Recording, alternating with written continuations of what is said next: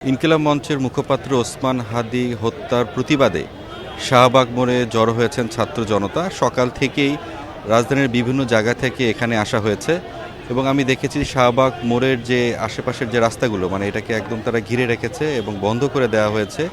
আইন শৃঙ্খলা রক্ষাকারী বাহিনী তারাও দূরে অবস্থান করছেন এবং যারা এখানে এসেছেন বেশ কয়েকজনের সঙ্গে কথা বললাম। মোটা দাগে যে বিষয়টি তারা এখান থেকে বলছেন, একটি বিপ্লবী সরকার তারা চাচ্ছেন। এখন বর্তমান যে সরকার আছে তারা সেটি চাচ্ছেন না। বলছেন যে জুলাই গণঅভ্যুত্থানের পরে যে একটি নতুন বাংলাদেশ বিনির্মাণের যে একটি যাত্রা শুরু হয়েছে, সেখানে যে বিষয়গুলো আসলে এই সরকারের করা উচিত ছিল সেগুলো করা হয়নি।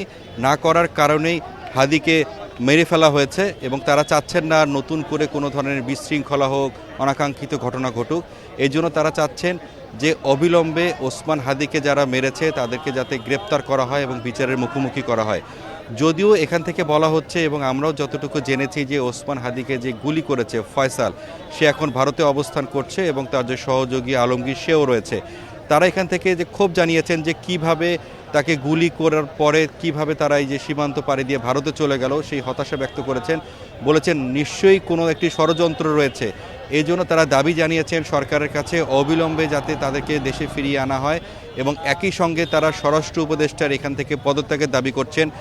যেহেতু স্বরাষ্ট্র উপদেষ্টা বারবার বলছেন যে এই হাদির যে হত্যাকারীদেরকে গ্রেপ্তার করা হবে, যদি এখন পর্যন্ত তারা করতে পারেনি যারা সরাসরি হত্যাকাণ্ডের সঙ্গে জড়িত ছিল।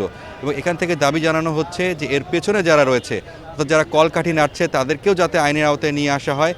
এবং বলা হচ্ছে দাবি না মানা পর্যন্ত, অর্থাৎ এই হাদিকে যারা হত্যা করেছে এদেরকে গ্রেপ্তার এবং বিচার না হওয়া পর্যন্ত তারা এই রাজপথ ছাড়বেন না, তারা এই আন্দোলন চালিয়ে যাবেন বলে হুঁশিয়ারি দিয়েছেন।